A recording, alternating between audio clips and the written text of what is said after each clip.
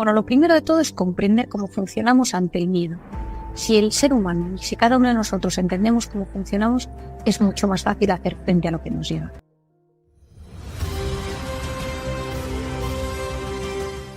Y mucha gente me dice, ¿y ahora qué es ser feliz? Ayer hablaba con diferentes personas sobre esta sensación de irrealidad que estamos viviendo. Uno sale a la calle y no sé si os habéis dado cuenta, Ana, y si tú te has dado cuenta que vamos por la calle y hay sensación de más silencio. La noche de Madrid, que está movida, por ejemplo, es mucho más silenciosa. Tú si vas con alguien por la calle, ya no vas por la calle hablando con esa persona, porque esa persona no te escucha, no te lees los labios, a través de la mascarilla no te apetece. Entonces, nos estamos encarando mucho más en nosotros mismos y todos nos fijamos en las caras de las personas con las que nos cruzamos por la calle. Buscamos esa sonrisa con el que te cruzas, pues vas al supermercado, el frutero, vas a la mercería, vas al banco, la farmacia, mirar a la gente a la cara y que te sonríe la persona que está detrás y te diga. Estaba yo otro día en la farmacia, veía una señora mayor que pedía sus medicinas y le decía a la farmacéutica, ¿esto me curará? Y le decía el farmacéutico, espero. Y dice, ya no le veo la cara, ¿no? Es decir, hemos cambiado nuestra forma de comunicarnos de forma tan brutal en los últimos meses que yo creo que hay que mandar como unos mensajes que nos ayuden a todos, ¿no? Decir, vale, pues en estas circunstancias donde muchos han perdido el trabajo, otros tienen salarios mucho menores, otros tienen todo el día miedo de enfermarse. Yo probablemente quizás lo que más me ha sorprendido de la vuelta al verano es la cantidad de gente que tiene ansiedad, la cantidad de gente que está con angustia diaria y constante. Esta angustia que estoy observando constantemente en mi consulta se debe a que no estamos en paz, a que no tenemos una sensación de paz interior, pues con miedo. Y el miedo tiene que existir. Lo que pasa es, lo que es malo es cuando estamos asustados, cuando pasamos del miedo al susto constante.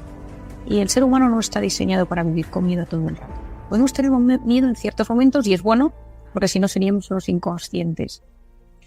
Hablando de este tema, quizás yo siempre le digo a los pacientes que me cuenten y a las personas cómo han vivido interiormente y psicológicamente toda esta fase, ¿no? Pues esa fase de negación, la fase de miedo, la fase de adaptación, la fase de negación, la fase de pues me resisto, la fase de pues ya me resigno a esto que pasa.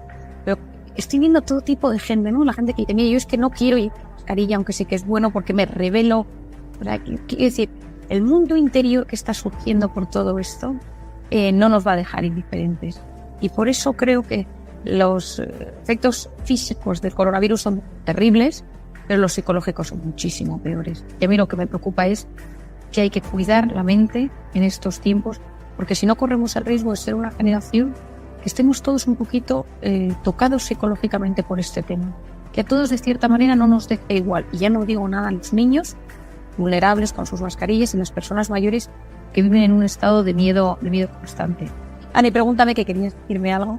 Pregúntame. No, te estaba escuchando y pensaba, claro, es que interesa más que nunca tener la mente sana, tener el cerebro preparado y ser resilientes y a la vez estar con una actitud lo más positiva posible dentro de, como dices, que estamos asustados o que hemos perdido, que estamos en un duelo. Claro, y también porque, como tú sueles explicar, eso repercute también en la salud del cuerpo, en la biología, ¿no? O sea, que está todo muy relacionado. Y si tuviéramos que empezar por algún lado para empezar a tener esas pautas para que sucedan cosas de una mejor manera posible, ¿por dónde? Bueno, lo primero de todo es comprender cómo funcionamos ante el miedo. Si el ser humano, si cada uno de nosotros entendemos cómo funcionamos, es mucho más fácil hacer frente a lo que nos llega. ¿Cómo funcionamos? Muchos ya me habéis escuchado contarlo, pero siempre me parece que no es malo repetirse en esto. Cuando uno tiene por algo que sucede, si por ejemplo vamos por la calle y alguien nos atraca, automáticamente se pone en marcha todo nuestro sistema de miedo. Del hipotálamo lanzar unas glándulas, unas hormonas en las glándulas suprarrenales y aparecen la adrenalina y el cortisol, que van a ser básicas para poder hacer frente pues, a ese atraco, salir corriendo, pegarnos o dejar nuestra cartera y darle el dinero al ladrón. Entonces, esto es bueno que suceda así porque el ser humano toda la vida ha vivido así. Sería terrible pues que fuéramos por la calle y no tuviéramos miedo a que venga un atracador. Pero ¿qué pasa si yo vuelvo a ir a esa calle 2 semanas después y en esa calle estoy en estado de alerta? Y aquí viene un mensaje que todos habréis escuchado, que es que nuestra mente y nuestro cuerpo no distinguen lo que es real de lo que es imaginario. Ante una amenaza física real y ante una amenaza imaginaria se activa el mismo mecanismo. Y esto es muy importante. ¿Por qué? Porque el 90% de las cosas que nos preocupan nunca suceden. De hecho es el 91,3%, pero el 90% de las cosas que nos preocupan nunca suceden. Es decir, si nosotros ahora mismo hacemos una lista de todo lo que nos inquieta y volvemos a mirar esa lista dentro de un año, nos sorprenderemos. ¿Qué pasa? Que hay gente que dice, pues a mí todo lo que pienso en negativo me sucede. Yo siempre digo que no hay una vida pura en la que no le sucedan cosas malas.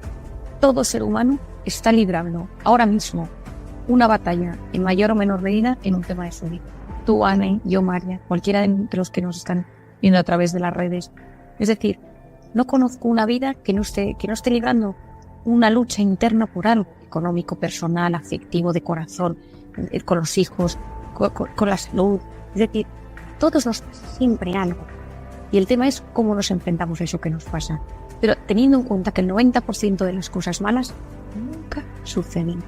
Y entonces, ¿por qué es esto tan importante? Porque imaginémonos que vivimos siempre en alerta con miedo con algo. ¿Y si me enfermo de coronavirus? ¿Y si me quedo sin trabajo? ¿Y si no llego un fin de mes? ¿Y si mi madre la contagio y se muere? ¿Y si confinan la clase de mi hijo del colegio y entonces ya no sé cómo ir a trabajar porque tendré que quedarme en casa? Todo eso lo que hace es que vivamos en estado de estrés. El cortisol es una cíclica. Por las noches es bajita y a las 8 de la mañana llega a su punto más alto y luego vuelve a bajar. Si yo vivo todo el día creando cortisol, me intoxico de cortisol. Es decir, empiezo a generar esa hormona a todas horas y yo lo llamo de forma fácil la intoxicación de cortisol. Esa intoxicación de cortisol va a producir cambios a nivel físico y a nivel psicológico. A nivel físico, ¿qué va a producir? Se me cae el pelo, me tiembla el ojo, se me duermen las manos, tengo problemas gastrointestinales, se me altera la permeabilidad intestinal y la microbiota, tengo sensación de opresión en el pecho, tengo migrañas. Si lo llevo a largo plazo, pues tengo incluso cambios en el tiroides, en el paratiroides, tengo cambios a nivel neurológico. Es decir, que esa sensación de estrés constante producida por pensamientos negativos que surcan mi mente van a producir en mí un cuadro físico real, incluso inflamatorio. Es decir, yo digo que el siglo XXI es la sociedad de la inflamación. La gente va inflamada por la calle. Gastritis, gastroenteritis, amigdalitis, es decir, hay una inflamación constante derivada de muchos factores y uno de ellos es el estrés. A nivel psicológico, lo primero que me sucede es que no duermo bien. Porque si yo necesito que mi cortisol sea bajito por la noche, cuando llega la noche, estoy en estado de alerta y no descanso. Y cuando me duermo, noto que me despierto varias veces durante la noche con sensación de opresión en el pecho, con sensación de que no me estoy relajando y me levanto con sensación de cansancio. ¿Y qué me sucede? Que estoy irritable. Las cosas que antes me ponían nerviosa ahora me irritan incluso más. Tengo fallos de memoria. Esos estados de estrés, esos estados de miedo bloquean la corteza prefrontal, que es la zona de creatividad, del asombro, de la resolución de problemas, del control de impulsos. O sea, soy mucho más primario, razono menos, me concentro menos, presto menos atención cuando tengo miedo. Y a la larga esto me genera ansiedad y tristeza. Y muchas depresiones, muchos estados de tristeza provienen de estados de alerta mantenidos. ¿Por qué insisto en ello tanto? Porque mantenidos en el tiempo. Si nosotros conocemos cómo funciona nuestra mente, si nosotros conocemos cómo funciona nuestro organismo, si nosotros conocemos cómo funcionan nuestros pensamientos, somos capaces de hacer frente a ello y ser capaces de que nos sucedan cosas buenas. Es decir, a veces hay que estudiar, hay que leer. Decía Séneca, la suerte es donde confluyen la preparación y la oportunidad. Entonces yo siempre digo, hay que prepararse, hay que saber, hay que estudiar, porque cuando uno estudia, uno sabe, uno percibe de forma mejor las oportunidades. Entonces tú me dices, Ana, ¿cómo hacer para que a pesar de toda esta circunstancia nos pasen cosas buenas? Lo primero de todo es saber que la felicidad no es lo que nos pasa, sino cómo interpretamos lo que nos pasa. Depende de la interpretación de la realidad. Yo en consulta me pasa muchas veces que escucho la vida de alguien, me cuenta un drama y pienso para mis adentros, horror, ¿cómo voy a poder ayudar a esta persona? Esto es dramático. Y de repente la paciente me dice, pero esto ya lo he superado. En cambio, el otro día me pasó un tema con mi suegra que me tiene y yo pienso, pero comparado lo de tu suegra con lo otro, entonces cada uno interpreta las cosas como las interpreta.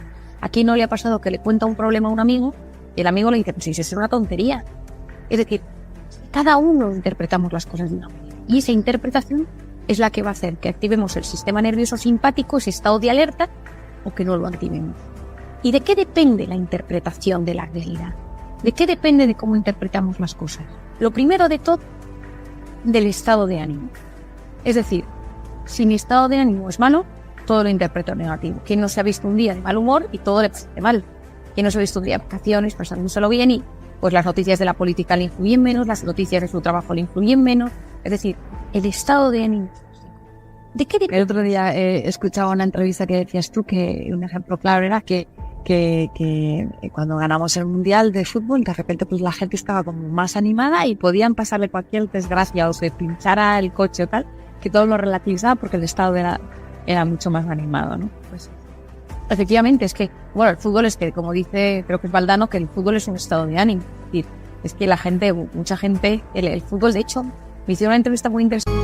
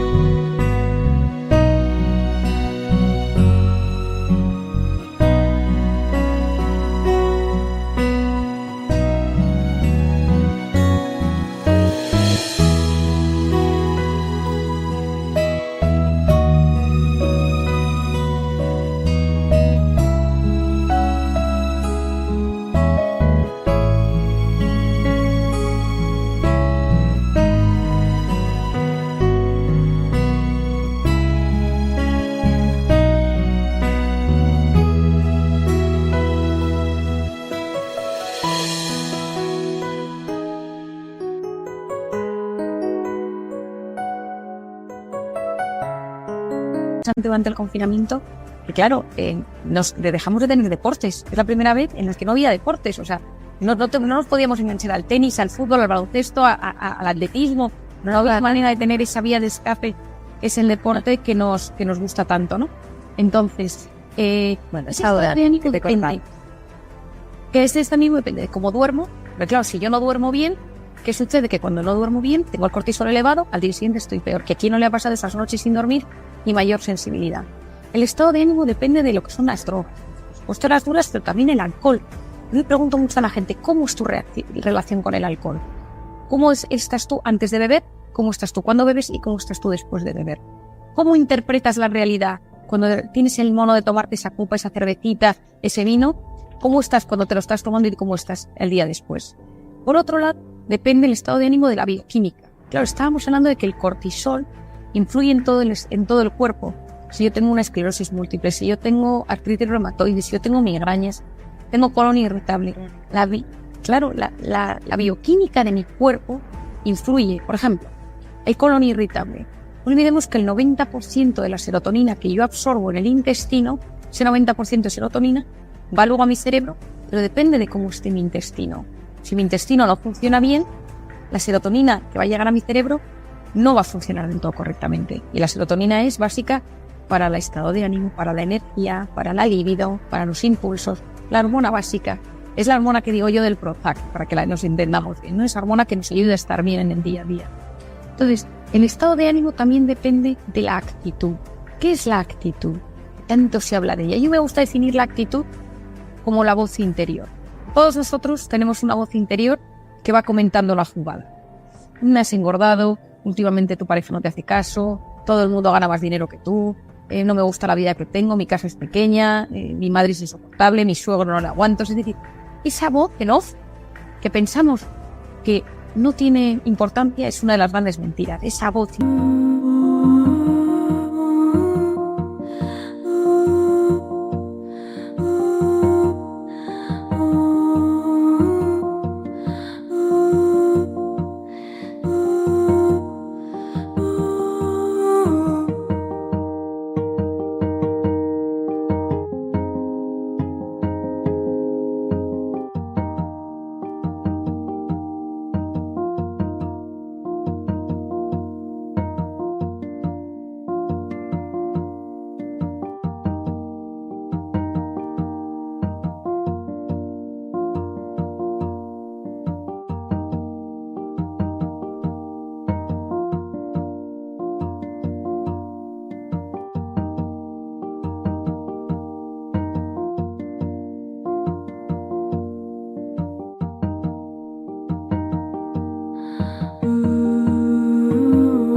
interior determina nuestra calidad de vida física y psicológica.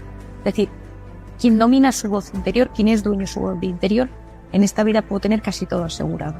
Porque todos conocemos historias de personajes importantes o no importantes o con vidas ejemplares. Pienso en Thomas More, en la Torre de Londres, cuando le van a matar por haber estado en contra de Enrique VIII y su divorcio, como él escribe, y tiene unos escritos espectaculares en la Torre de Londres, lo cual le explica que él se siente libre, porque él ha seguido su conciencia. Es decir, su voz interior está a gusto con él.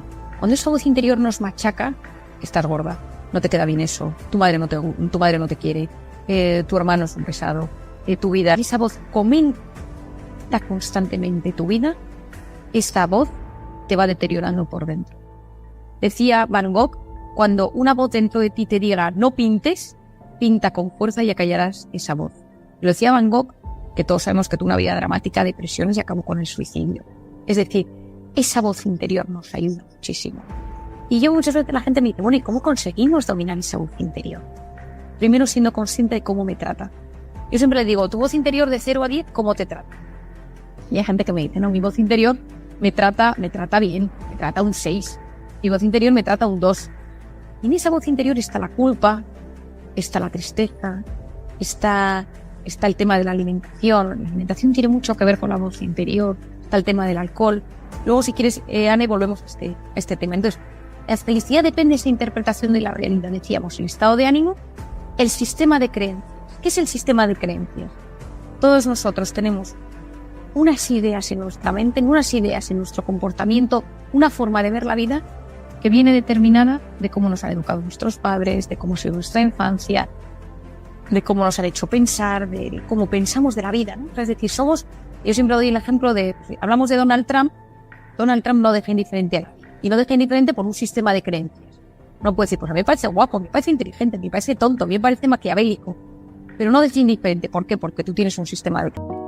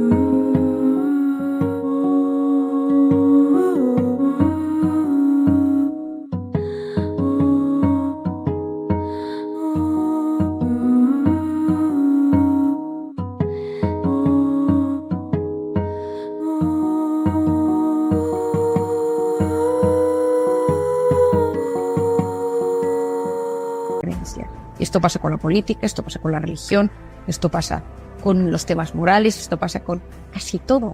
Tú ves a una persona vestir por la calle y la etiquetas por un sistema de creencias.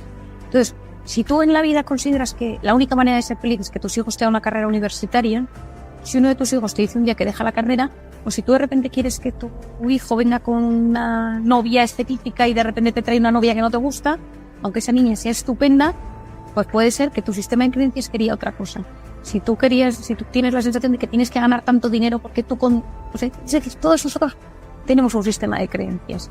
Y a veces lo más difícil en esta vida es modificar ese sistema de creencias. Es conseguir que ese sistema de creencias se quede calmado, se quede en paz, que se quede como una forma que no nos quite la paz. Sí, y que seamos también, aprendamos a abrir la mente y seamos tolerantes, porque los que más se consideran tolerantes suelen ser los intolerantes. Hay los menos. Entonces hay muchas cosas al otro lado que a veces hay que permitir, escuchar, para entender a las otras personas sin juzgar. En un mundo en el que está el mundo tan polarizado a nivel ideológico, yo hablo mucho de esto, el sistema de creencias, ¿no? Conocer gente en todas partes, aceptarles, escucharles. Todo el mundo tiene algo interesante que comentar. Entonces esa interpretación de la realidad depende de ese sistema de creencias, que es bueno que yo haga un propio examen y diga cómo es mi sistema de creencias. Por otro lado, de mi estado de ánimo, que depende de todo esto que hablábamos, pues de la salud, de las circunstancias. Lógicamente en un coronavirus es mucho más difícil mantener ese estado de ánimo a tono. Y luego la tercera cosa, que yo hablo mucho, y que seguro que alguno de los que está escuchando me lo ha oído decir, que es el sistema reticular activador ascendente. Tiene un nombre maquiavélico terrible, pero tiene una función mágica. ¿Qué es el sistema? El sistema reticular está aquí detrás, está en el tallo encefálico y es una zona que se dedica a filtrar, es el rastreador del cerebro. Es decir, el ejemplo que todo lo entiende fácil es la mujer embarazada que sale a la calle y empieza a ver carritos de bebé y dice, anda, un boom de natalidad en mi barrio. No es un boom de natalidad, es que de repente esto te interesa y tu cerebro te lo enseña. Tình yêu đâu cứ phải muốn là quên được ngay, còn thương em nên anh đau lòng lắm đây. Dù ra sao anh cũng chẳng thể đổi thay, một cuộc sống không em anh phải làm sao đây. Tự thương lấy mình thôi đến đâu nhiều rồi, tự mình vô về thôi khi không ai cạnh bên. Tập yêu bản thân thôi để không phải buồn, rồi người thương hoa người rừng cứ sao lệ mi tuôn.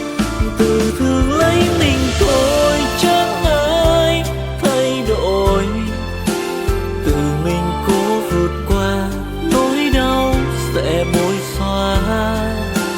Tập yêu bản thân thôi cho nên yêu vội, tình yêu đâu phải trò chơi để cho ta lạc lối.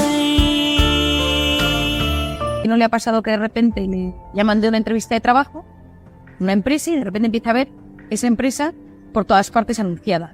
O te gusta un coche y dices, voy a comprarme un coche, y de repente ese coche se lo ha comprado todo el mundo en tu ciudad.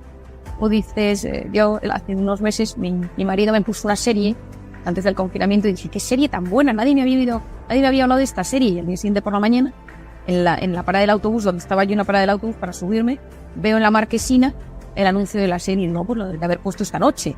Pero efectivamente llevaba varias semanas, pero yo no me había fijado porque a mi cerebro, a mi corazón no le interesaba. Por eso se dice que lo que el corazón desea de verdad, la mente se lo acaba mostrando. No significa que por querer algo con muchísima fuerza, por arte de magia, vaya a aterrizar y vaya a aparecer delante de mí. Lo que significa es que si existe alguna remota posibilidad de que eso suceda, mi mente va a hacer todo lo posible por verlo. Mi mente, justo. Es decir, las cosas buenas de la vida suceden en la vida.